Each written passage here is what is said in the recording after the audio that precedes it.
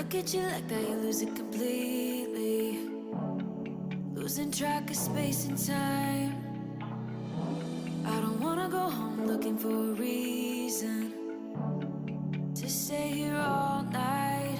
I wonder, do you feel it too? Magic between me and you, the way that you make me feel.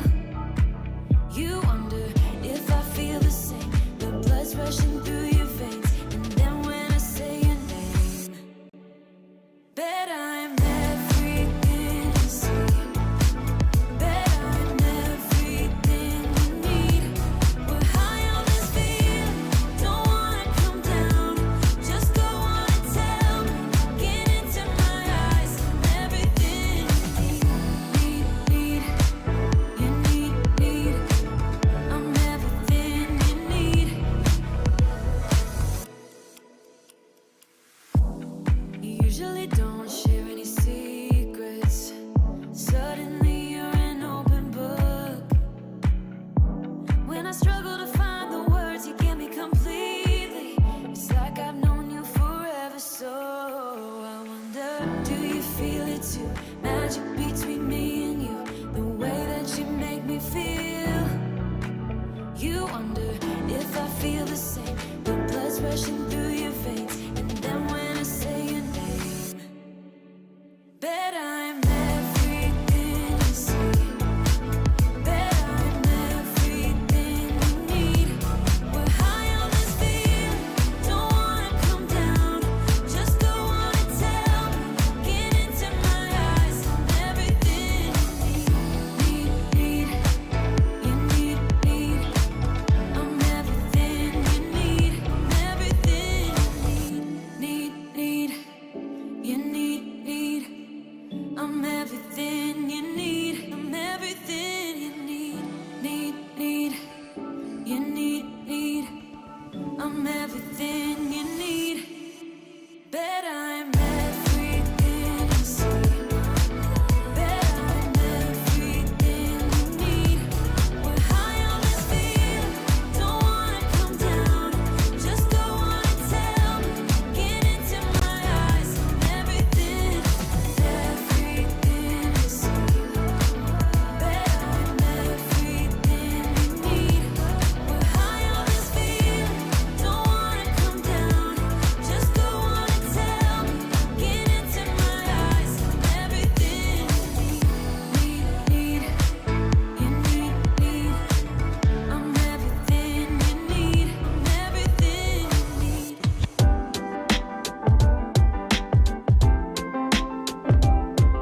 ISO, Indies. Yeah, live free, speak your peace. Stay humble in these streets, yeah. In these streets. Let's go. Playground parks with the trees and the cars. Brownstone buildings with the kids on the porch. Murals on the walls for the ones that we lost. Bodegas on the corner, let me see what's in store. Subway stations with the maps and the cars. Summer cookouts, uncle got the sandals on. Statue of Liberty, we holding up the torch. If they ask where I'm from, tell them this is New York. We from the home of the biggie, people blowing they ciggies. And these girls going wild cause they flashing they is litty. Watch your steps cause these blocks be. We grew up on that bad boy in 96 with Diddy. Take a walk, come with me. Let me show you what really go down. Fiends on the corner, every hood got a deli or crowns. Cops pull us over, it don't matter if you black or you brown. City never sleeps, this the place that where hip hop was found. Playground parks with the trees and the cars. Brownstone buildings with the kids on the porch. Murals on the walls for the ones that we lost. Bodegas on the corner, let me see what's in store. Subway stations with the maps and the cars. Summer cookouts, uncle got the sandals on. Statue of Liberty, we holding up the torch. If they ask where I'm from, tell them this is New York. I look around as I'm viewing the city. Skyscrapers and bridges, bright lights, fast life, Manhattan living. Cross over downtown, welcome to the concrete. The Nets to Barclays, the Mets to Yankees. Ubers and yellow taxis. And while I'm fitted with some butters, we heard savvy when tight jeans was baggy. From JFK to LaGuardia, city that never sleeps, insomnia. Home of Junior Mafia, word. Playground parks with the trees and the cars. Brownstone buildings with the kids. Welcome to the only show bringing cops and the community together for some real talk and some real listening. This is uncut. This is uncensored. This is Black and Blue Live. Hey, welcome Black and Blue fam. This is Black and Blue Live. My name is Dale. I'm the host, just like this says right there. Thank you for joining me on the show here. This is where we bring cops and community together with some real talk and some real listening. Thank you for joining me here today. It's been a minute. You know, I've been doing a little bit of things. It's been kind of busy over at the 9 to 5, and we're starting summer off with a bang. A little, no pun intended there with today's show, what the topic we're going to be talking about today. You know, I hope you guys out there having a good weekend. It's a little hot out here in Cali and all. I hope you like the show. Come on and join us right now. We're live on Facebook, YouTube, LinkedIn, and Twitter. Participate in the program with your comments and questions, and my guests and I will be sure to try to answer those here for you. Like I said, we got a good show for you here today. You know, a lot of craziness has been happening recently in the U.S. We had some shootings out there in Uvalde, Texas, in Buffalo, New York, and this has been a recurring thing here in the U.S. for a number of years now, and I want to kind of talk about that with you guys out there. I know it's been a topic of discussion here the last few weeks, and I'm on here to talk about it myself because the Senate today just went through their first hurdle to try to pass some gun control legislation, try to stem the tide of some of these mass shootings, and my guests are going to try to help us try to sift through all this madness and see what we can do. So without further ado, let me bring on my guests, and then we'll chop it up with you. Check it out. Let's go. My first guest here is a captain out in the good old state of Georgia with the Douglas County School Police. Everybody help me welcome to the show, Captain Duncan Quarless. How you doing, my brother? I'm good, man. I'm good. Good to hear from you. How you doing out there in Georgia? Man, I'm fantastic. All right. So tell everybody a little bit about yourself real quick. So, been in law enforcement for 12 years. Started out in a traditional law enforcement department with the Cobb County Police Department. After about 7 to 8 years of being on the streets, transitioned over to school-based policing, and pretty much been in school-based policing for about 5 years now. Most recently with the Douglas County Schools Police Department over the last 2 years. And pretty much been working on building that department from the ground up. It's a new department? Yeah, we just started in 2020, so COVID was our first school year. And this past school year was our first school year with full enrollment. Yeah, yep. It's been like that all across the nation, and for good reason. You are needed, so we'll definitely talk about the reasoning behind the inception of the department and what you guys are up to now. So thank you for joining us, and we'll chop it up. Thank you for having me. All right, absolutely. And my next guest is a veteran of the Los Angeles Police Department out here in California. Everyone, please help me welcome to the show, Sergeant Marlon Marache. How you doing, sir? I'm doing good. What's good, my man? You know how I do. You know, just trying to keep this show rolling, trying to stay cool out here in the hot inland empire out here. How about yourself, man? Well, that's pretty hot out here in the San Fernando Valley as well.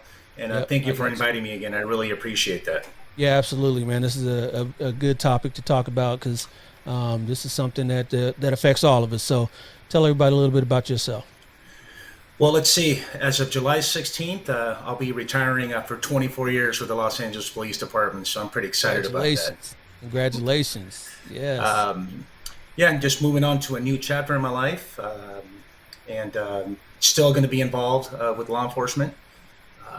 I plan to, with the grace of God, to get my license to practice law and go back and do some police discipline and work for the union. So that's the plan, and we'll look forward. What can I say? In 24 years, I've been a sergeant for about close to probably 13 years. I have a lot of experience with police discipline, work the streets, and of course, we're going to chop it up and talk about the mass shootings and active shooters and all that good stuff that I'm very, very familiar with. Thank you for having me. Absolutely. And next up is he is a sergeant with the Burke County, Georgia Sheriff's Office. Everyone, please help me welcome to the show, Sergeant Eric McCants. What's going on, sir? Hey, how's it going, man? Just trying to keep this show rolling with this interesting and informative topic today. Yes, sir. Yeah. So tell everybody a little bit about yourself and what you're doing out there in Burke County, Georgia. I've been in law enforcement about 10 years. Started off at a small municipal police department. Went on to a college campus, and then I went on to a school board system for a couple of years. And I've been at my current agency for about 5 years. Started off on patrol, went to crime suppression. Currently on SWAT, I'm working narcotics now. So basically been involved in basically most aspects of law enforcement in my 10-year career. Absolutely, and I'm sure you have some interesting things to talk about as well as all of us. I believe we had our last guest was supposed to come on, but I don't think she's able to make it. So we will just move right along and hey, let's do this. All right, as you see there, we were going to have an officer from the Philadelphia, Pennsylvania School Police Department, but I think maybe she got called out to do something here. So we will welcome her in if she decides to come on. But in the meantime, everybody, hey, this show is about the mass shooting phenomenon that this country has experienced the last few years. And unfortunately, it's been on the rise. First one all of us can remember is, Columbine all the way back in 1999. And now it's 2022, and, these things are still happening. Seems like, more and more every year. So we want to talk about that. Anybody on the panel here, talk about any of your experience with any active shooter events, if you've actually been involved with or, experienced any sort of event like that. Anybody there? So I never actually experienced an active shooter, but I was on duty the day that we had one of our major active shooter situations actually be averted in Decatur, Georgia, with McNair Elementary School. You had I believe he was 20 years old and went into the school with an AK-47, took some hostages, police, and ended up establishing a perimeter around it. And one of his hostages was able to actually talk him down. So that situation was averted, and I was actually on duty that day when that occurred. And I remember that going over the radio, and the sinking feeling that kind of hit me, just hearing that a barricaded gunman was in an elementary school. Yeah, that's something that obviously we'll talk about because all the after action reports are coming out of Uvalde and what those officers did and didn't do. So we'll get into that a little bit. But yeah, it's been pretty tough, and I can imagine just knowing what's going on. It's tough enough to go through an active shooter, but when kids are involved, that can really affect you. What about you, Marlon or Eric? Definitely does. Well, I can tell you that I know you mentioned Columbine in 1999. I recall, that massacre really had an impact on law enforcement. I know in my agency, there wasn't really a systematic approach to an active shooter. We came up with this fancy acronym called Magtac, which stands for Multi-Assault Counterterrorism Action Capabilities. We love to have these big acronyms. What that actually means is that when you do have an active shooter situation presented to you, it is by minimum to have 4 officers in a diamond configuration to go in to the location. In this case, schools, retail stores, or whatever building when there's an active shooter, and to take action.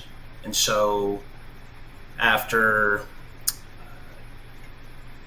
Columbine, we did a major training all around. I remember us, having a training day and going to a local school, set up a scenario where there is an active shooter and how is it that we're going to approach, and just come up with a whole tactical game plan as to how to approach such mass shootings. So that's by one experience. But I also like to mention that, and I wasn't there, but there was an incident that just occurred here in North Hollywood at the Burlington store, where there was an active, wasn't necessarily, and I'm sure you're kind of familiar with that, Dale. Like anything else, let me start off by saying it's all tragic. Everybody suffers. The department, the public, the community, and of course everybody involved. But this particular incident really had an impact because there was an individual that went into this Burlington store, this retail store, and really just started battering people with this lock chain, with a device, with a weapon. It was crazy. We can share the video at some later time, but what I do recall is that it was an act. We were under the impression that it was an active shooter, and of course we went in to stop the threat. So, and I don't want to divert too much into the incident, but it did happen. I want to say it happened last year. Yeah. Yep. So, and when you were talking about Columbine and the training that came out of that but you did say you came up with plans and tactics that a minimum of 4 before you go in. And I know, with the Monday morning quarterbacking, I mean, that's what we do here.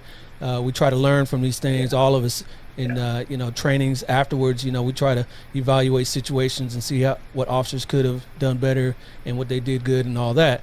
But Uvalde, I believe, was 6 officers, and who knows where all the other ones were, and so we're sitting here. LAPD kind of has resources to do a minimum of 4. Probably 4 will be there before you know it. It may not be the case with every agency. So I don't know. What do you guys think about that?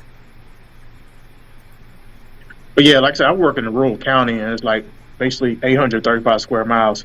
So yeah, you're gonna have your school resource officers there, but if you're trying to get other deputies in there to respond, it still might take them 20 and 30 minutes. That's lights and sirens, and in an active shooter situation, you just don't have that time to wait on it. No. But like I said, it's always going to be that difference of approach. Like I said, we've been to alert training, and they always tell us, unless it's an active shooter, you can sit there and you can wait. But as an active shooter, you hear active gunshots going on, you go towards the threat. And like I said, we hear shots going off. People on my team, the people that we've been trained with, we're going towards that threat. Literally, in the simulation that they do for our training, they'll have us standing around, going through a building, and the next you know, they'll press a button, and then you'll hear the active shots going off. They want us to take off. I mean, don't get too ahead of yourself, but take off in a safe manner and head towards that threat and go ahead and try to eliminate it as quickly as possible. But that just comes to show you that if you're too far away, it might take time for an officer to respond. Because if it happens like somewhere in the county I work for, out in the middle, and no one's there, and officer has to respond, first you got to get there safely, and then you got to get your equipment on and head towards the threat. So some of that stuff could take a little bit different time if you're in a rural county or rural area. Yep. And go ahead, Marlon. Yeah. So yeah, let me kind of flesh out a little bit of what I said. So from what I remember, and again, we're talking about 20 plus years ago, there is a diamond configuration that is what you would want as minimum. And of course, just like my colleague here, Eric, and Duncan here, there is, in the department, whenever you're dealing with tactics, there's always criticism and scrutiny, right? Like we were talking about. And a lot of it has to do with substantial deviation. So we always try to judge with substantial deviation of department policy and procedure. So in other words, if you substantially deviate, that's fine, but you have to have justification. And those justifying factors in circumstances, like Eric was mentioning, and I'm sure that Duncan has experienced. Yeah, I mean, if you're in a county of 800 plus miles and you see yourself there, you got to go. And I'm going to tell you right now, I'd probably be the first one. My daughter just graduated from high school. I'm actually a soccer coach at my local Catholic high school that only has 450 students, but I'm certainly not going to try to wait. It just depends on the circumstances, I mean, North Hollywood division from the local Catholic high school that I'm at is about I got to see, even your respond code 3 on a daily day with traffic, it's going to take some time.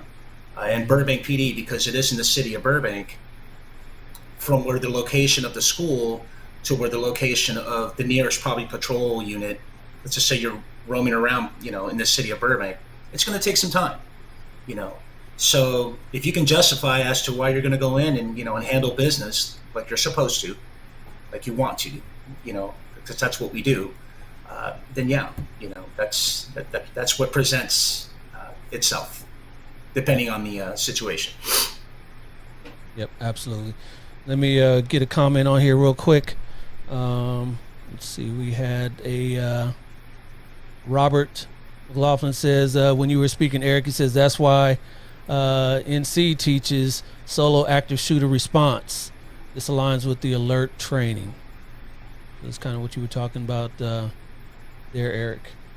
The alert training, which is very true. The more realistic approach, and from what we've seen, there's not going to be usually a group of officers just waiting for an attack to occur. Right. The more realistic, unfortunately, reality is that it's going to be one man or one woman trying to deal with the threat, as we saw with Marjorie Stoneman Douglas a few years ago, where that officer was there by himself.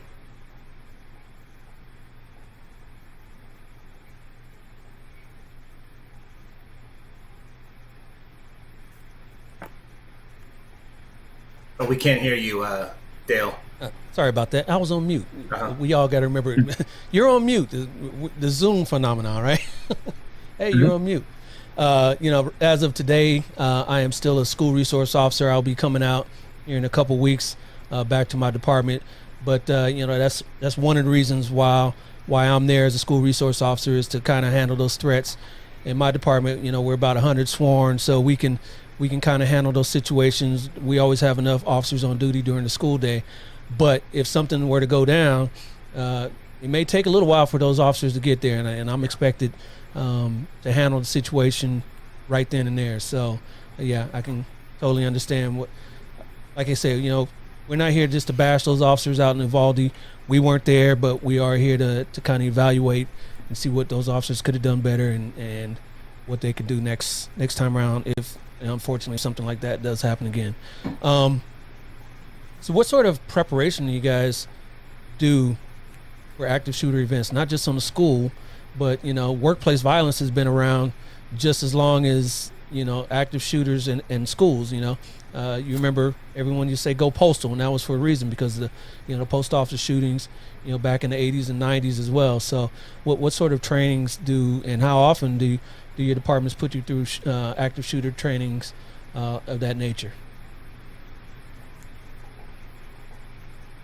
So our department is working on doing it more often. Like I said, we've been building that department from the ground up over the last couple of years. So you can imagine the amount of things that we're trying to put in place.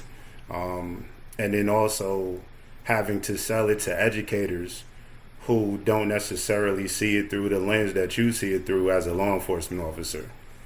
And, even though we have these mass shootings, and when they take place, they're extreme tragedies, for the most part, most schools aren't going to experience an active shooter situation. So when it comes down to, presenting certain things to educators, sometimes it can be an uphill battle. So we have been doing alert training. We actually just had some alert training last week that we did with our officers. And then, you have this civilian side of it, which is CRACE, civilian response to active shooter events, that we want to begin to push on for our staff. Because the truth of the matter is we all take an active role in preventing these type of events from occurring. Yep. Real quick, again, thank you, everybody that's participating here. It looks like mostly on LinkedIn right now. We appreciate you guys. Robert McLaughlin says again, Dale, that is why SROs should be the most tactical officers that you have. What do you guys think about that? Because in most departments that are, municipal agencies, officers volunteer for whatever position. They volunteer for SWAT, they volunteer for detectives, they volunteer for, or they put in for. Whether or not they get chosen is another another story, but they put in for canines and narcotics and all these sorts of things. So usually people that are trying out for SRO positions aren't the ones that are also trying out for SWAT. Would you guys agree? Yeah. Well, like I said, I worked Yeah, in the I would school agree. system, so it's going to be that catch-22 where you got to have that happy medium in the school system because, as us as officers, we know what we need in the school system just something in case something happens. And like I say, in the school system that I work for, we were presented with a lot of fights and a lot of different things going on. But then you're going to have the parents, administration, and all that stuff. They're going to feel like, well, we don't need that type of presence in the school. So you got to have that happy medium. And like I said, you want to protect the kids, you want to keep them safe, but then they see you in there with your SWAT gear and a long rifle, they're going to feel some way. And some kids, they're going to feel like they're being threatened by the president of law enforcement.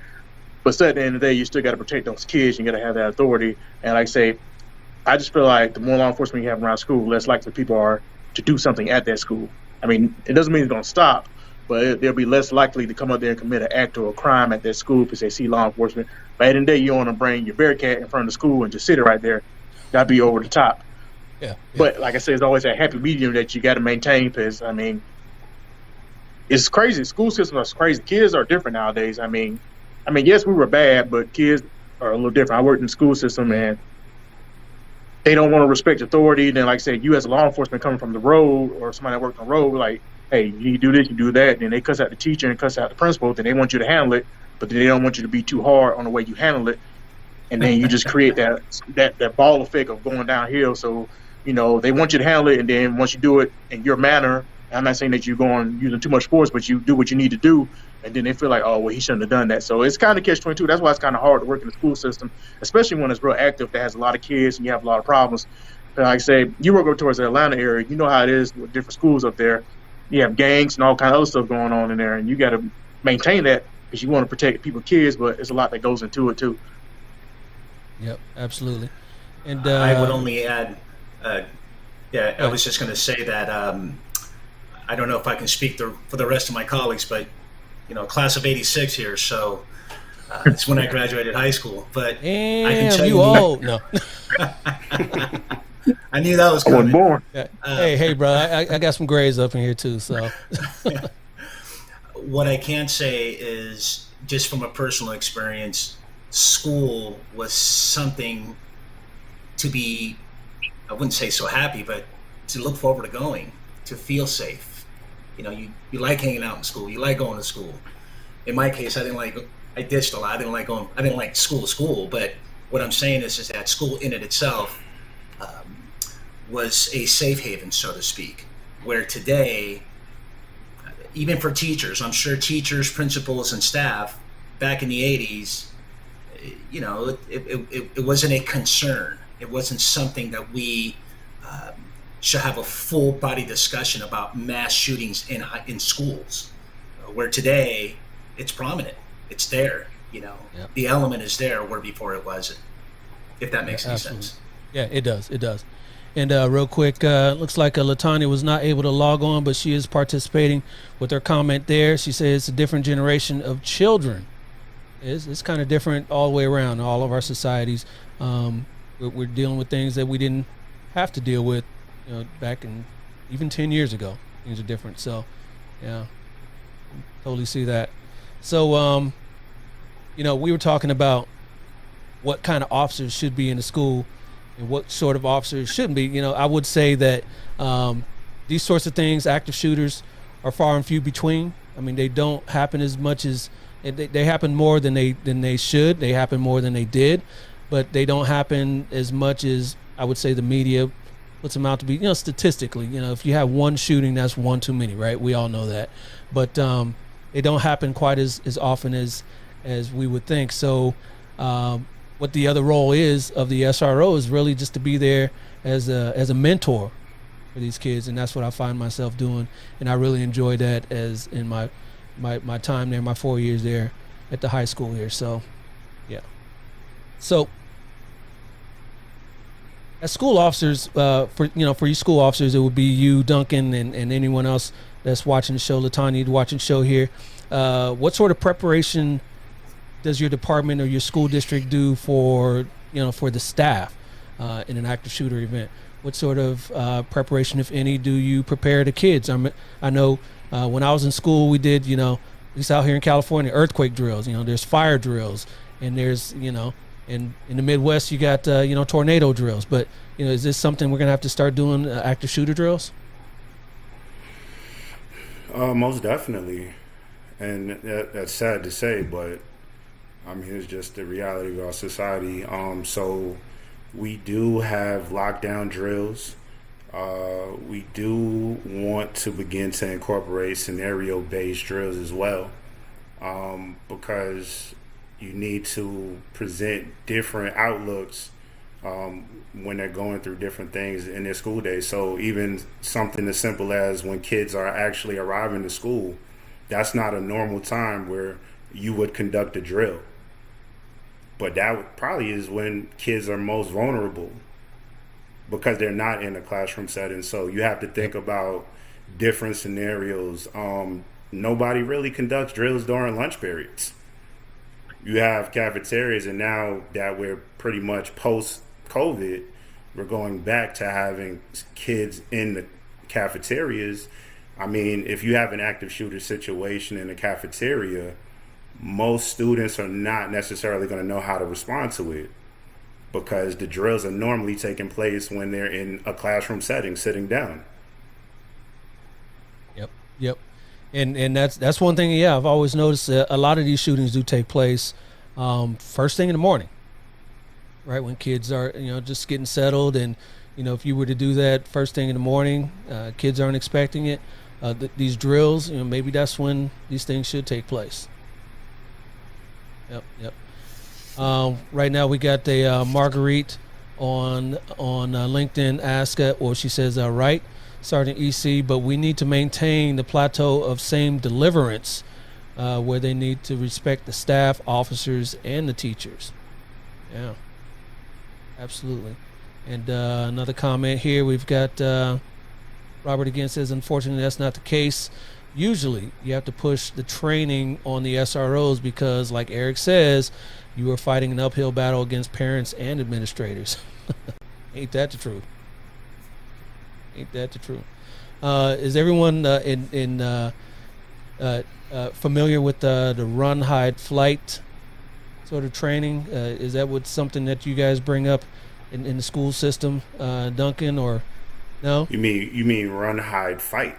Fight, not flight. Yes, fight. Fight. Yes, fight. That's run, hide, fight. Yeah, not flight. Yeah. I don't think I heard that one before. Yeah, hey, fight if or you flight. can fly. Overthinking. Yeah. You guys, there's a few different terms. I know they have to avoid, deny, defend as well. Yeah. They have that as well.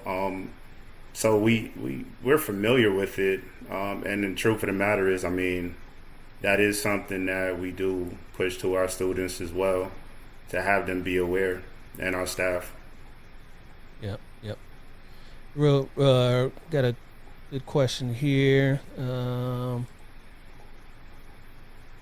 Lindbergh O'Neill. He said there's a slow but steady plea to arm teachers. What are y'all's thoughts on that? What do you guys think about that? A lot of liability. Yeah. Yes. I've been in classrooms where some teachers just break down because the kids are fussing at them.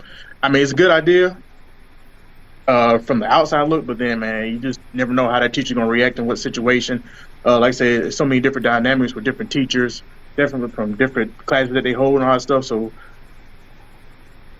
like I say, I see the point of it, but then I just know that the liability, like he spoke of what could happen.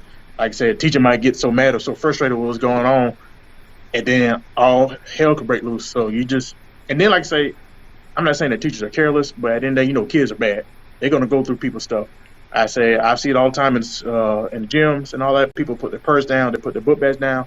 Makes they're coming up to us as officers, like somebody stole my phone, they stole my money, all that stuff. And like I say, it'll just create that big liability. And like I say, I understand protecting themselves, and I want them to feel safe in their work environment. but it's just a lot that I had to come to that, and I just don't understand. I don't know how we could be able to put that in place to make everybody feel safe, and then arm them and then train them. It'll be a lot to go into it to make sure they're up to standards and all this stuff to have a firearm inside the classroom with kids. So it'll be a uphill battle, I would say. Yeah, absolutely. But I wouldn't say just give them to any old teacher. You know, it'd have to be a selection process, a background check, and training, regardless if they want to go through the training or not. If they want to carry that firearm, then they need to go through the training at least quarterly. So yeah, I mean, I could see it if you know, certain steps or procedures are met. What do you think about that, Marlon? Yeah. Go ahead, speak on it. That's, you know, I wanted my colleagues to respond first before I did. That's for sure. You know what? There's pros and cons with everything, and arm them. I'm all for it. But with the circumstances, with restrictions. But then again, I'm not an SRO. I haven't even really had an experience as an SRO, and I can certainly see, you know, having to be a quagmire. I mean, there's a lot of things to consider, but perhaps that might save a couple of lives, you know, So in other words, what is the end result, right? The end result is to, you know, to stop the threat and save lives, and perhaps, you know, with a very strict,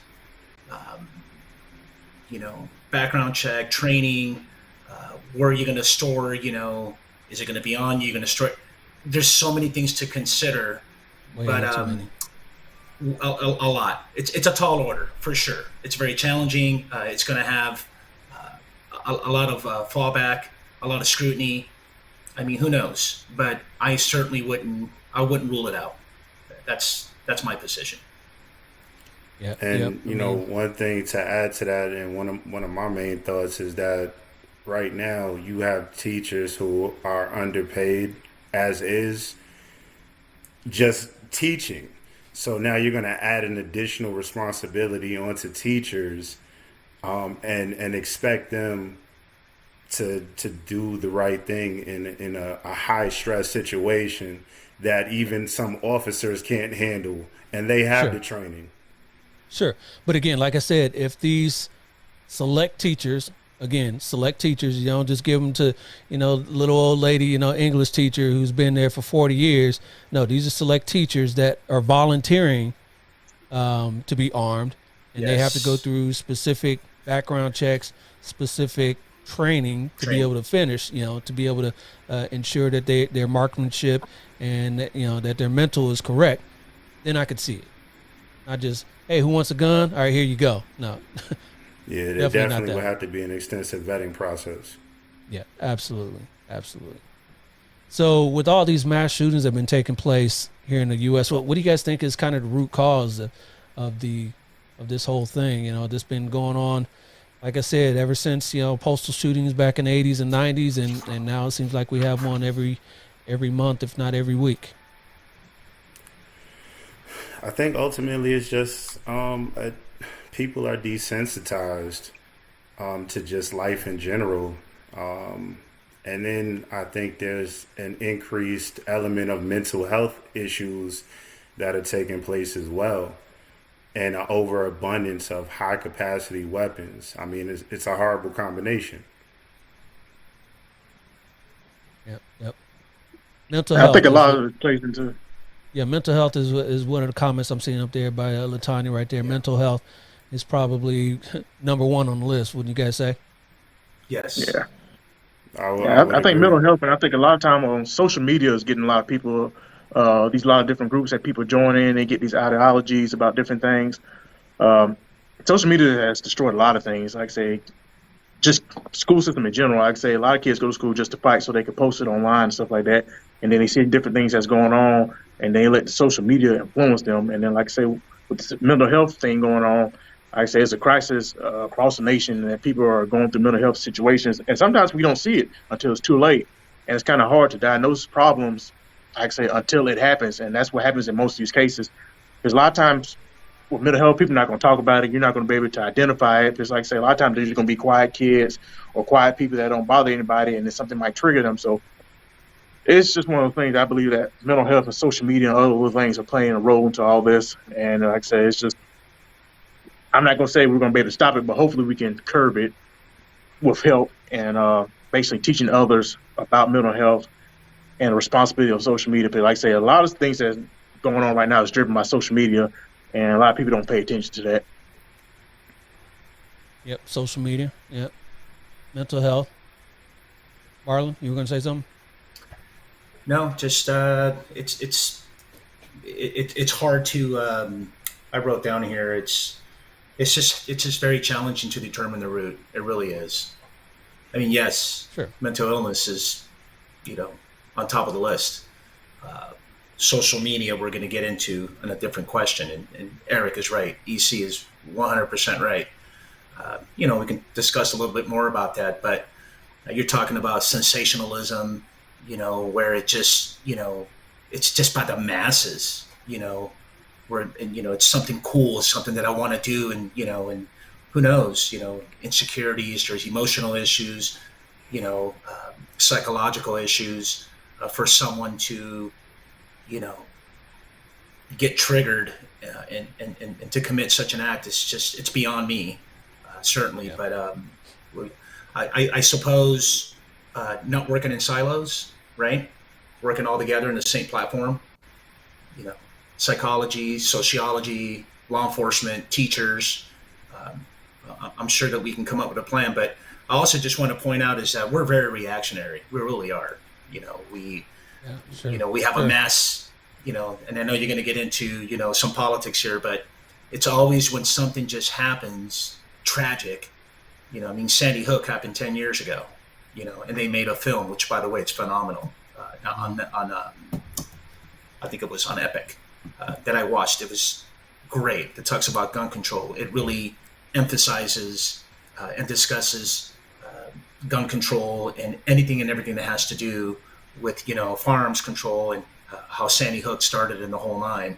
But it's just very unfortunate that we're very reactionary. And all we're left with is to prepare, discuss, communicate, and identify. And that's very, very important. We can't stop doing that because you just never know. Yeah, absolutely. And on the topic of, go ahead, Duncan. No, I'm sorry about that. I was going to say that my department in particular, I believe that we do take a proactive stance when information is presented to us in reference to possible students who may be making statements or having outbursts in reference to threats. We do threat assessments all the way up into us actually going out to students' residence. And I've been out to some students' residence and had to interview parents. We've had to clear out students' rooms to search weapons and things like that. So at this point, it's hard to be reactionary when you're in the schools. Another thing is we have to be in tune with social media. And I've made a push to educate my officers on how to maneuver through social media, because we have to be engaged, because that's where our students are. Sure. But, let me go back as an SRO. You got to be engaged with the students so that they are able to tell you about what's going on social media. Because, a lot of social media is going to be private. And you're not going to be in these chats, and you're not going to be on their IG. You're not going to be, a part of their TikTok unless, they invite you. So you need to be in tune with these kids so that they come up to you and they say, "Hey, Officer Peters, hey, Captain Quarless, I heard little Johnny over here is talking about this and that." And that, we got a lot of I got a lot of that information at the school. Not just me, but, security officers at the school as well. So, it's going to be impossible to police everybody's, social media. So you need to have that relationship with the kids where they're able to talk to you. And, and you got to put that word out there as well, because I commend kids to actually come up and say, what they saw on Instagram, because it can take a lot for a kid to, you hear a lot of them saying about snitches and all that sort of stuff. So it takes a lot for them to come forward. And when they do, I commend them for that. Yeah. And, on the topic of gun control we were talking about earlier, what do you guys think about gun control? Do you think that we need gun control? I mean, there's a lot of laws on the books already. Do we need more, right? What do you guys feel about that? Honestly, I don't think we need it. But like I say, thing is, like I say, you're gonna be taking guns away or trying to get guns away from people that you think might be a problem. But like I tell people, I say, man, we already have thousands of guns that are already stolen. What about those guns that people are getting daily? And like I say, a lot of times the guns that are getting stolen are from the people that are law-abiding citizens. I know just recently in our area, you have, and I hate to say it, like people feel comfortable leaving their vehicles unlocked at their homes and all that stuff, and people just come by and steal their guns and all that stuff. And those guns are on the streets. You don't want to make it too hard for the people that are hard-working people that can't get a gun because of the new gun laws to not be able to protect themselves. And like I say, it's always going to be that catch-22. And I understand we want to stop people with that might have a mental health issue or like felons or somebody that has a violent past from getting firearms if they're not able to. But still, at the same time, a lot of times these people are going to buy guns off the street. They're going to steal them from somebody. So taking guns away from other people that need them, that can get them, and that's acceptable to them, because they're trying to take away like high capacity guns and all that stuff. Stuff like that doesn't bother me at all. Like I say, I'm around people that hunt and all that stuff. I understand the needs for it. And like I say, when situations like these arise and you're dealing with these gun battles that happen between gangs and stuff, sometimes you got to get in the middle and neutralize the threat. That's why you have SWAT teams and stuff like that. Sometimes we can't get there in those times. You want to law-abiding citizens to help. Like I say, you see it all the time.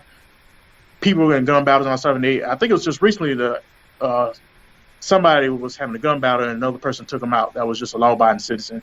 You want people that are able to have guns, that can legally have guns, to keep them. And like I say, guns get stolen every day by offenders, and you just don't want to have that mixed balance of them having more guns than the good people. Okay. Any rebuttal on that? I feel that there is a need for gun control. At the end of the day, criminals don't follow laws. So I get that what part. Sergeant McCants is talking about. I understand that. But there does need to be some regulation there. Yeah. I mean, because we all know, they're not going to, the criminals aren't going to say, oh, there's this new law on the books that, if I'm caught with a gun and such is going to happen. There's already laws on the books that you shouldn't be killing nobody, right? And, people are still murdering, people are still stealing. Nonetheless, we got to do something. Like we say, it's been, 10 years since Sandy Hook. It's been since 99, since Columbine. We just can't throw our hands up and do nothing. There's got to be something that we can do, right? Yeah, we got to find some kind of way. Gun control might be the answer, but like I said, it's going to be hard to differentiate. Like I said, because where you're going to have everybody come get a mental test to have a firearm. which sounds feasible, but and then like I said, the people that do pass it. I'd say yes. But then like I said, just doing nothing isn't working. So yes. Yeah, I understand that, but I say when you do have that situation, and like I say, you have the criminals that are able to get these firearms and on the streets, it's just creating a bad problem. But I know it's something that needs to happen. I understand. I just had to see a plan in place that would fit the gist of it. Like I said, I understand we need gun control. But like I say, man, some of these people just get guns and they can go in Walmart and just buy a gun, and you never know their intentions.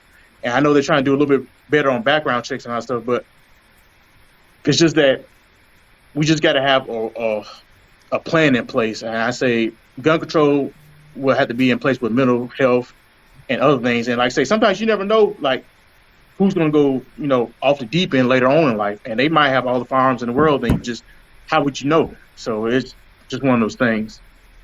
Yeah, supposedly here in America, we got more guns than people, right? Yes. That's a statistic they put out. Yes. So, that's just part of our culture. That's how we were kind of conceived with the notion that, and again, we'll talk about the Second Amendment, the right for the people to bear arms, right? Yes. But again, we getting political here. Hey, I don't mind. Hey, we can get political on this show. Just call me the Black CNN, right? Bleeing in. Here we go. But from what I can understand, just correct me if I'm wrong. The Second Amendment doesn't say you have the right to own any kind of firearm, especially ones that weren't even conceived back when the Constitution was written. Right? There was no AR-15 back when the Constitution was written, and there's regulations on all sorts of things. So I wouldn't think that you could have a bazooka and a flamethrower either. So there's got to be some sort of regulation. And since we're on the topic, what do you guys think about the AR-15 and the assault rifle? The right to bear those and to own those. Seems like a lot of these shootings are involved with the AR. I don't really see a purpose in a civilian capacity or civilian setting to have that type of weapon. I just don't. I don't either. I mean, I have one for work, and when I retire, I'm going to be handing it back. I'm not a big gun guy. I got a couple here in the house for protection, but I don't think I'll be keeping an AR. I haven't bought a lot of guys in my department. They buy their own ARs and they trick them out and all that sort of thing. I got the one the department gave me, put a couple sights on it, and as soon as I retire, here you go. You guys can have it back. So that's just me. I don't know. Yeah. So I guess we'll move on from that. How do you guys think that? Just remember that the Second Amendment was written, just like you said. Come on, we're talking, it's an archaic amendment. It was written, and its purpose was, these Indian, these people own property and in the fields, these cowboys and these Indians came, hey, we're going to take over your land. No, you're not, and so you got the right to bear arms and shoot you up because you're not going to come take my land. But that's back then, Yeah. That's and so things have developed. And we Go ahead. often negate the beginning of that, where it talks about a well-regulated militia. Nobody mentions that part. No. Yes. No. Yeah. And again, I'm just, I was just thinking, every time I think of the Second Amendment, I think of, back in the, 1776, of those where it was just land and, people had their homes, and how am I going to protect my home when, these Indians are going to come and just take it over, they're just going to roll up in their horses and, with guns, and for all we know, they're going to shoot us all up. So I have a way to protect myself, That's what I think about. But it's so ambiguous. It's the word I'm looking for. Ambiguity is huge when it comes to the right to bear arms. That means so much. Yep. I think, and we started with the talk of the culture, and I just think that it's a culture where we have masses of people who are bound to an identity attached to a weapon. We need to get away from being bound to that identity and understand what's really at stake. And as this conversation shows, our children are at stake, our families are at stake. So something has to be done. Yep. We got to dig a little bit deeper. Yep. Let me go to the comment wall real quick, where we had a Sarah Morrison, who says that no one should be able to purchase and carry a gun more powerful than the people who swore the oath to protect and serve carry. Makes no sense. Just my opinion.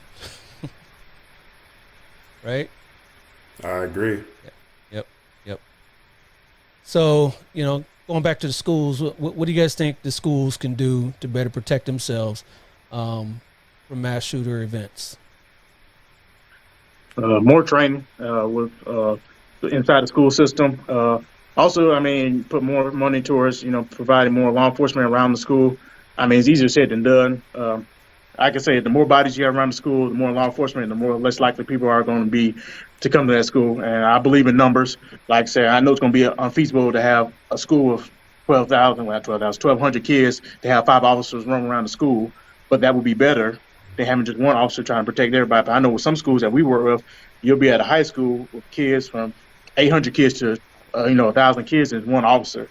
And you got to try to protect the whole school, roaming, make sure ain't no one try to break in, break up fights and all that stuff. So that creates a problem. So more training for the teachers and also more law enforcement presence. Like I say, if you can, I always believe you can be more proactive than reactive situations. And like I say, you having 4 or 5 police cars around the school, they're going to be less likely to come to that school. And that's just what I feel about it. Yep. I am going to go ahead and second that with my colleague over here, Sergeant McCants. I think that, let's see, my daughter's high school that she just graduated is 4,500 strong, and there's only 2 SROs. I mean, they have school PD, but that's just not enough. In the average school, I coach soccer at a private Catholic school, but it's only 450 kids, and right. There's no SRO there. I can tell you that.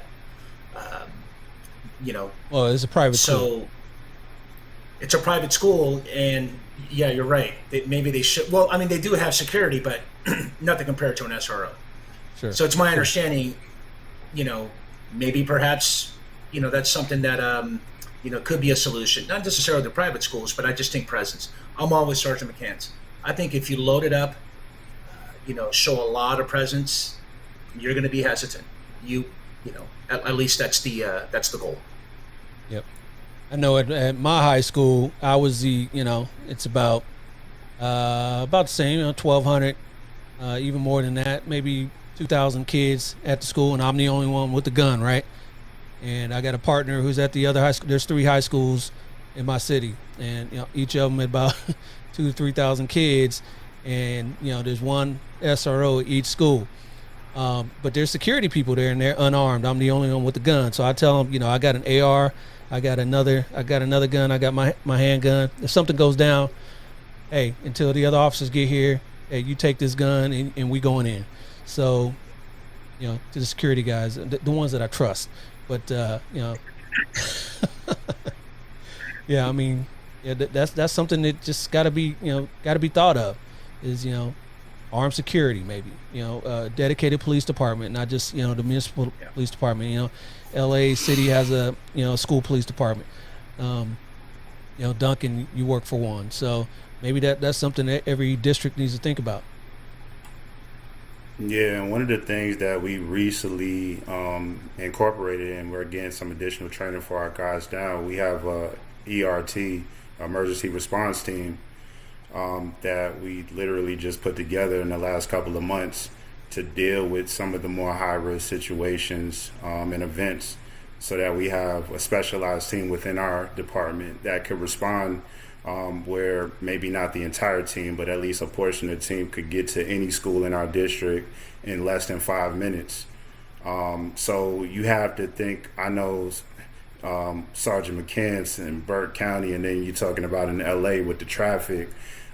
Fortunately, we have it where, we have it set up where officers could get to a school in less than 5 minutes if something's taking place.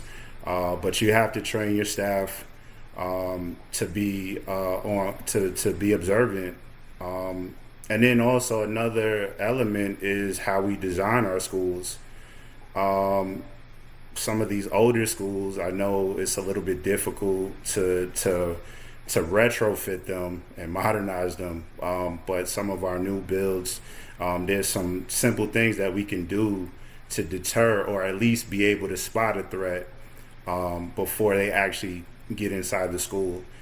Things like propping doors, and even teaching our staff. I had a situation in one of our schools where one of the staff members kept a door propped open, and a young lady was having a mental crisis in the neighborhood, ended up running onto campus and ran into the classroom through that prop door. Things like that, we have to let our staff know, like, not even for 2 seconds can that door be propped open. Those windows shouldn't be propped open. you know, different things you can put in certain areas of the campus. You know, you can put tables outside the front. You can put windows on the door, you know, ballistic resistance, glass, which I know it may be a little expensive for some districts. But these are things that are out there and that we need to consider as we move forward. Yep. Absolutely. Yep. And since we're talking about mental illness, and you just said, you know, someone was having a mental illness crisis and they ran through a prop door. How can the mental illness piece be mitigated in this in this whole phenomenon that we have of mass shootings? What can we do about that? I know back in the day, before the ACLU and other entities got involved, we would put people in mental institutions. And maybe it wasn't just litigation, but maybe it was, you know, funding and all those sorts of things. But you know, mental hospitals used to house a lot of these people, and then they, you know, the Reagan era let them out, and now, you know, you can't just commit someone as easily as you did back in the day. So, and maybe that's coming back to bite us in the butt now. But what do you guys think about mental illness and what can be done today? Well, I think on the school level, you have to develop your team. And that team consists of your administrators, your counselors, social workers, your SROs, and other law enforcement that are in the schools. You have to stay on top of it. Your partnerships with whatever service you have in your area, because when these things happen, you're going to utilize all of those people. Currently, I sit on about 2 to 3 different MDT teams where we strategize and discuss different issues and how to address certain things. One of the biggest threats, and kind of going back, one of the biggest threats that schools face are domestic violence issues and child custody issues. You know, things like that, which a lot of people wouldn't really think about it, but those things happen more frequent than even an active shooter situation.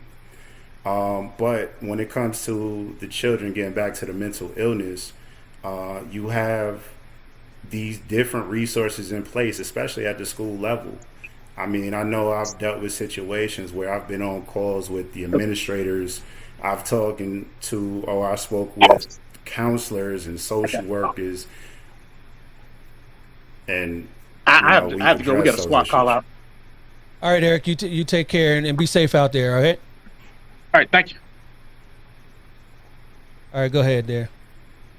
Duty calls. Yeah, but pretty much what I was just saying is you have different resources on the school level. And, you know, on the school level, you just have to utilize all of those things because it's not just one person's responsibility. Collectively, as a team, we address those issues. Yep, I would just second with, you know, the comment I made earlier. We can't work in silos. We have to work together, be at the same platform. That's very, very important. Very important. Very important.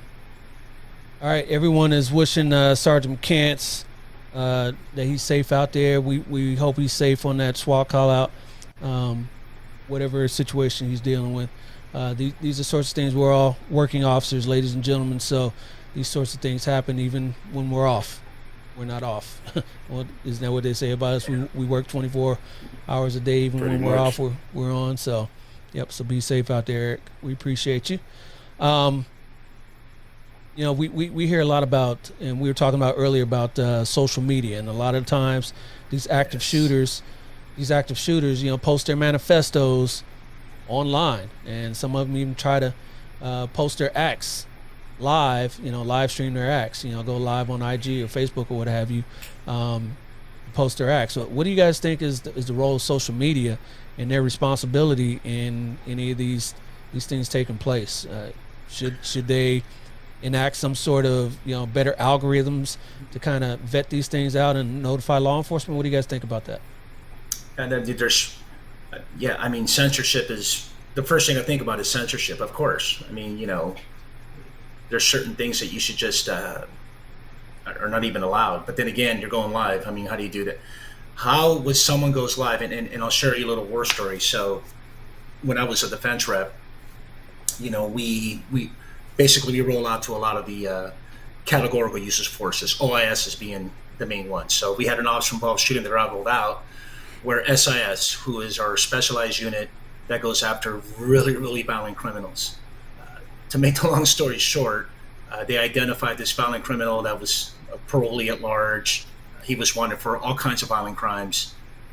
As he was somewhat barricaded in an apartment complex, he goes Facebook Live. He was actually live on Facebook describing the fact that he's being, chased by the cops, he's being shot at, and you can hear the rounds, coming at him to the point where one of the rounds did hit. And of course, code 4 in custody. We got him in custody, and so be it. But then again, I'm taking you back to, I want to say 2017, 2018. So, and back then, when they told us, what we're debriefing, that he was he was live on Facebook, that was a bit surprised, to hear that. Yeah. So there's got to be a way to, intervene or interject and have some prevention with social media. But then again, here comes, the avenues of, the Constitution. Here comes, censorship. There's just a host of things that, again, everybody has their own opinion. Everybody works in silos. No one wants to have a platform discussion about what's, how can we prevent, or not so much prevent, but how can we identify? And I think that's what you're getting to, Dale. Yes. Yep. How can you identify clues and leads of a potential, right, terrorist attack? Domestic or non-domestic. In this case, being domestic. That's very important. And again, I'm not really in the circle of those conversations or know anyone from that particular unit. But if we're not having those conversations because we're working in silos, then we definitely need to have those conversations. Yeah, agreed. And they put those I don't know if they put those restrictions on the regular media, say like when they're broadcasting during a barricade or whatever police activity. They'll zoom out, so that they don't show whatever's on screen, or they won't show officers, whatever tactics we're using, however we're advancing on the scene or whatever. Hopefully they don't broadcast that out. Maybe that's something that these I don't know why they don't. These social media companies don't take the proactive approach, and maybe the regular media companies, maybe they weren't taking. Maybe I'm putting too much faith in them. Maybe they aren't actually doing it on their own, and the FCC and the government is the one imposing those rules on them, and maybe they need to do that on social media companies as well. Yep. So, what do you guys think about?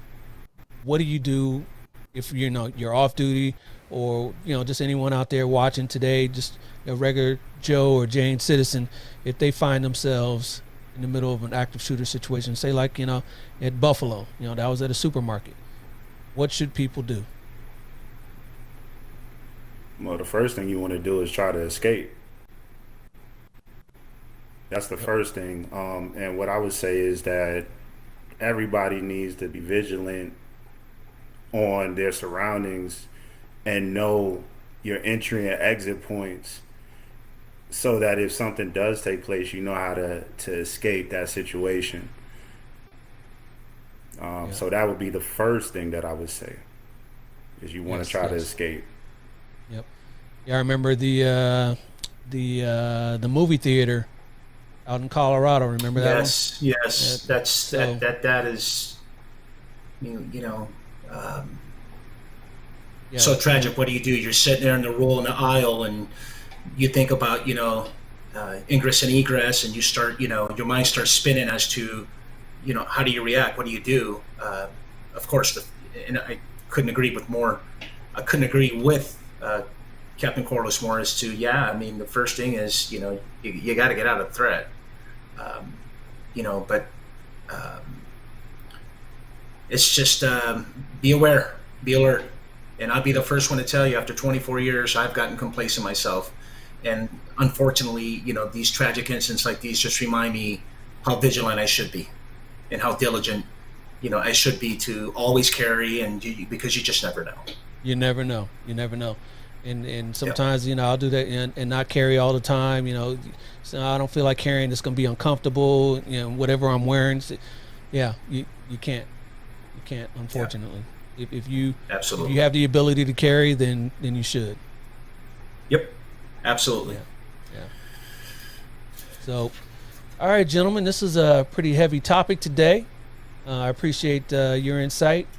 Sergeant McCants has had some good insight as well. Before he had to take off, and even Latanya, even though she couldn't log on with us, she definitely was participating in the program, in the chat. But you guys, we are not done.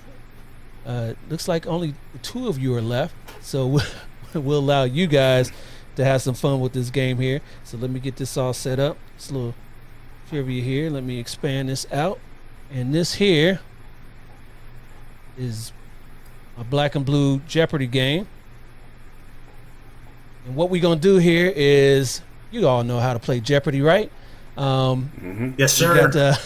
You guys pick a category, and one with the most points here at the end will be the winner.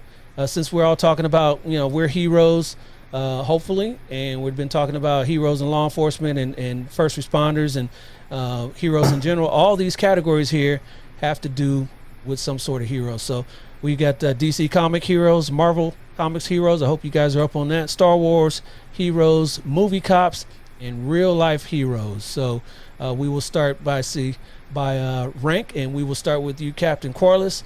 You have the board. All right, I'm gonna go movie cops for 100. Movie cops for 100. All right. That's where I was going. All right. This Miami cop is the taller, more handsome half of this iconic duo. My wife is gonna kill me. 3, 2, 1. What about you, Marlon? Can you chime in there? God, I forgot his name from Miami Vice. It is Mike Lowry from the Bad Boys. Mike Lowry Says from movie the cop. Bad Boys. Yes, movie That's cop. right, Mike Lowry. Mike Lowry. That's my name. Yes, indeed. Let's say on the movie cops, if you guys can identify at least the movie, we'll give you credit for that. So you still have the board, Cap. Okay. All right. Real life for 100. Real life for 100. This real life hero refused to give up her bus seat to a white person, sparking the civil rights movement. Rosa Parks. That is correct. Rosa Parks. That is correct. Rosa Parks. All right. You still have the board. All right, we're gonna do movie cops for 300. Movie cops for 300. This elder half of an iconic duo often got into dangerous situations with his younger risk-taking partner and often left himself uttering, "I'm too old for this ish." Name of the person in the movie. 3, It's Do with I Mel have to Gibson. do I have to do this? Do I have to do I got it? it. How about you, Marlon? I got this. Who is it, It's Marlon? with Go ahead. Mel Gibson. It was Danny. He had a daughter. It's Movie or the act or the character's name? Oh, you missed out on Daniel. that. His name was Daniel. That is Roger Murtaugh Robert. from Lethal Weapon. Robert. I got the wrong Man. title there, but it's Lethal Weapon there. It's Lethal Weapon. Eesh. Lethal Weapon. Go ahead, Cap. You still got the board. This is tough. Marvel Man. Comics for 300. Marvel Comics for 300. This hero suffered a freak accident as a child that left him blind, but heightened all of his other senses to superhuman levels. Those abilities, combined with his ninja training, allows him to protect the people of New York and beyond. He is blind. Iron 3, Fist? No. 2, that is incorrect. How about you, Marlon? You know any comic characters? Oh, that is Daredevil. You guys aren't doing too well on this. Come on. Doing Come on, guys. horrible over here. Come on, guys. You still got the board until Marlon gets one right. All right, DC Comics for 200. DC Comics for 200. This hero is part of an intergalactic core of individuals who possess a powerful energy ring that helps them conjure up just about anything they can think of. Energy ring. 3, 2, 1. How about you, Marlon? No idea? Nope. Oh, come on. Green Lantern. Oh my God. Come on, you guys know these. I know. Just the pressure, man. We talking about entering I buildings and active shooters, and you guys could fall under the pressure of a comic book character. Come on now. No, horrible. Marvel Come on, Comics Doug. for 400. Marvel Comics for 400. This motorcycle stunt performer sold his soul to the devil to save his father and was given demonic powers. However, he uses those abilities to fight against evil. Motorcycle. Stunt performer. Motorcycle. Stunt devil. Motorcycle. 3, 2, 1. How about you, Marlon? Evil Knievel. I was thinking No, too. that would be Ghost Rider. Oh man, come on, guys. Get something. You go for real life or something. Real life for 300. Real life for 300.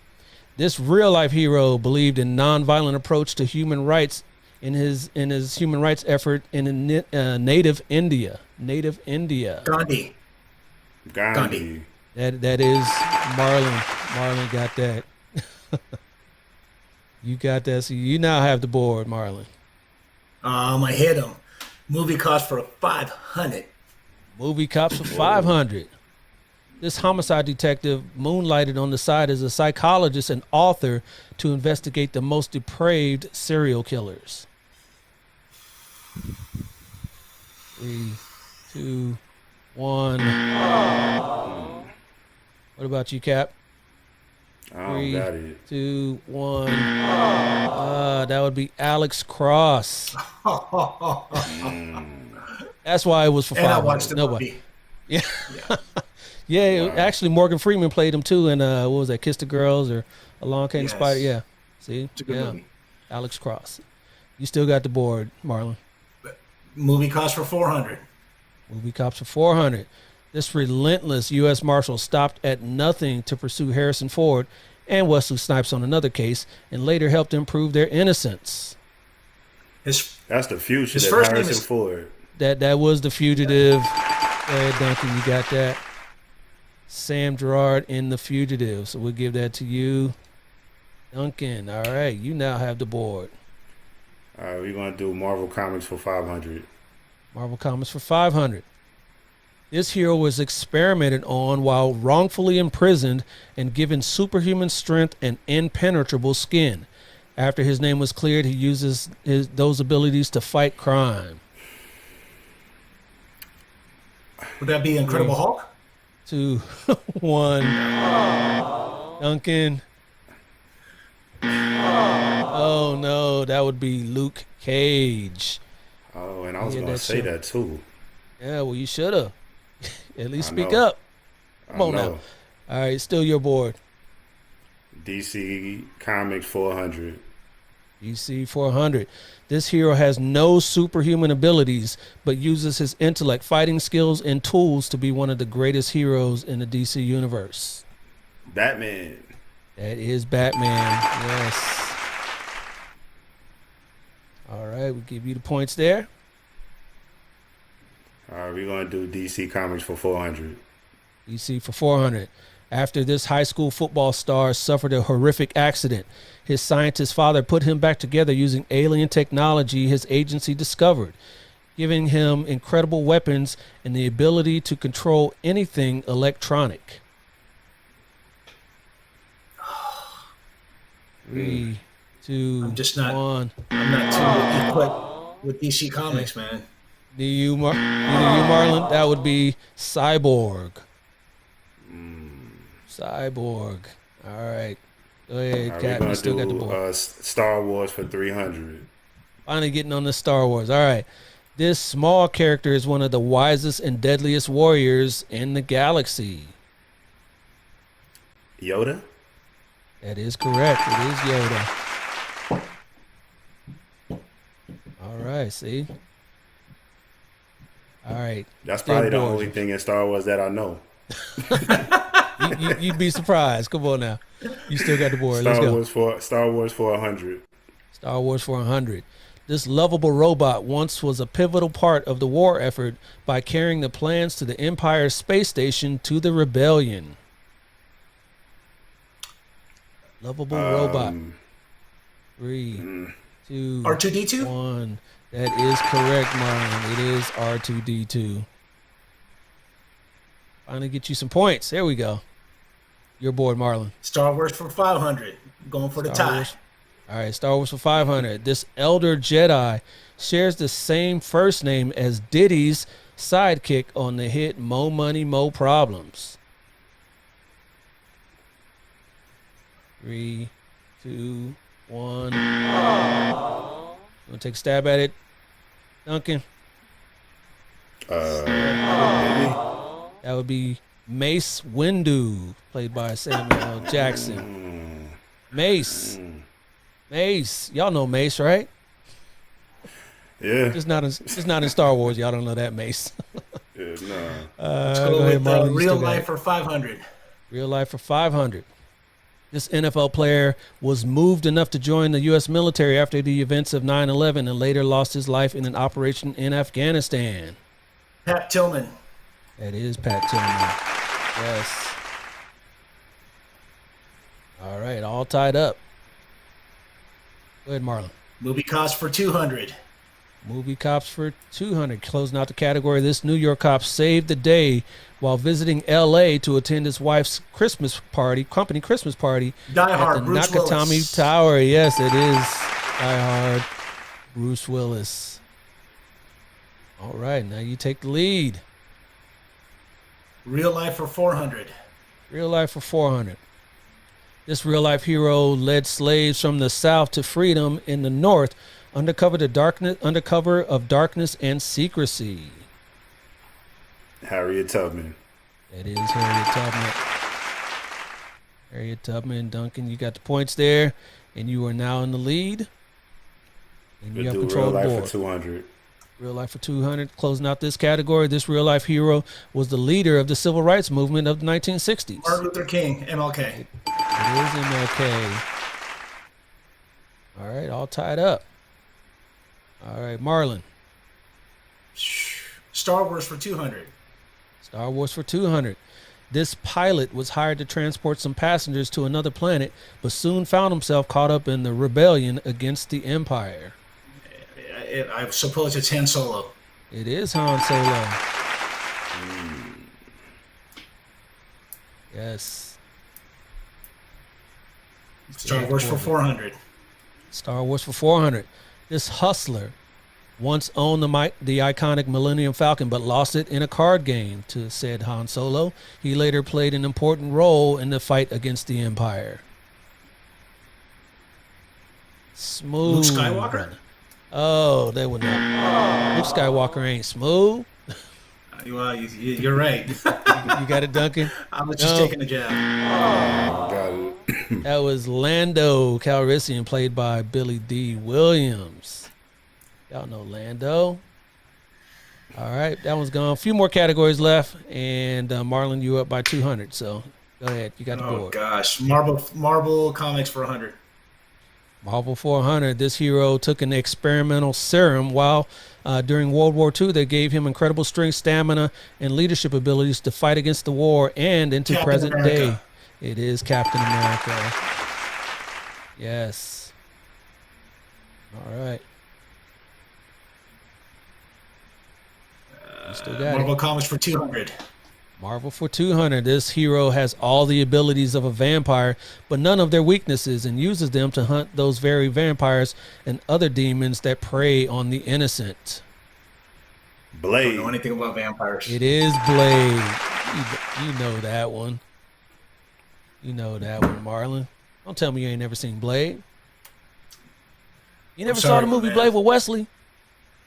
Oh, man, Yes. we need to Man, I was going to say, we need to Blade was disconnect the you truth. now. Yes. I was going to disconnect you now. I did. All right. DC two more. Comics for 300. DC for 300. This hero is actually a 12-year-old boy who, when he says this magical phrase, is given the wisdom of Solomon, the strength of Hercules, the stamina of Atlas, the power of Zeus, the courage of Achilles, and the speed of Mercury. 3, I don't know. 2, 1. How about you, Marlon? Nope, nothing about DC Comics. That would be Shazam. Oh, I don't know what happened to his picture. His that's a picture should be DC there. comic. Got it. Yeah, Got it. Shazam. Okay. And the last one here to maybe put you on top. You're down by one, Duncan. So, well, for 500, DC for 500. This hero has the ability to manipulate the molecules of his body to change it into any shape. Doctor Strange? Oh, that would be the wrong company. That's Marvel. Yes, how about you, Marlon? For the win, you are winning already. No, Ice Man. that would be Plastic Man. Man. Plastic Man. But let's get back here. Hey, you got more right than you got wrong, so let's call you the winner.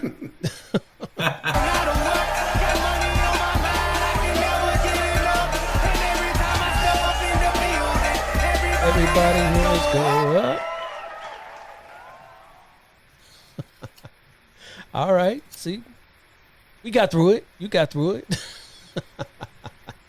But you That was did tough. win there, Marlon. You did. It was a close game. You won by 100 That was points. a tough gig. That was a rough gig, man. That was- I don't know anything you guys- about DC Comics. Y'all don't know y'all's heroes, man. You just know No, real I life don't, heroes. man. All right, guys. I appreciate you guys coming on. Let's give me some words of wisdom to the viewers and the listeners on the way out. We'll start with you, Captain Quarless. Well, I appreciate once again the opportunity to speak, and I would just say that everybody out there, be vigilant, be proactive. We got to be engaged on the political side of it. We have to be engaged when it comes to our families. Training is essential. If you're able to own a firearm, I would suggest getting one. If you have a firearm, I would suggest training with it. Make sure that you're diligent and trained up so that if those events do happen, that you're able to curb it or at least protect yourself and your family. We're all in this together. Absolutely, absolutely. And you, Marlon. I was once told by a commander, a great mentor of mine. He told me, Marlon, you know what? Whatever you do in this department, let your politics and egos just go aside. Put them at the door and do what's right. And don't be self-serving. So all I ask is, let's just put politics and egos aside. Let's all work together. Let's stop working. And I know I've mentioned this numerous times in silos. It is so important to be on the same platform. It is so important to revise gun control, to visit gun control, to conversate about psychology, to conversate about, how is it that we can improve? Because we just cannot have any more tragedies like we did, the ones that we've had lately. So I just appreciate the time, Dale. Captain, thank you so much for your time. All this is very, very important. It's very vital, fragile. There's just so many can discuss. And so just be vigilant, man, and be safe. Thank you. Be vigilant. Be safe. Yes, indeed, indeed. And I'd like to thank Eric. Be safe out there, Sergeant McCants, and Latanya. You were not able to log on, but you did participate quite frequently in the chat. So I appreciate everybody that participated. And hey, I'll be right back. Hey, that was a great conversation. We had some great information from our guys here. I appreciate everybody for coming on to the show. This was fun today. This was informative today, and this is very important because everything that's happening right here in our nation is just too much. It's too much. We got to think about it all together, how we can get through it together. I'd like to thank my guests one more time. I'd like to thank you guys out there that were listening and watching and participating here on the show. My name is Dale. This is Black and Blue Live. Till next time, hey, stay black and blue Y'all know what I'm gonna say. I'm out. Peace. We'll talk to you. I just want it to stop, want it to stop.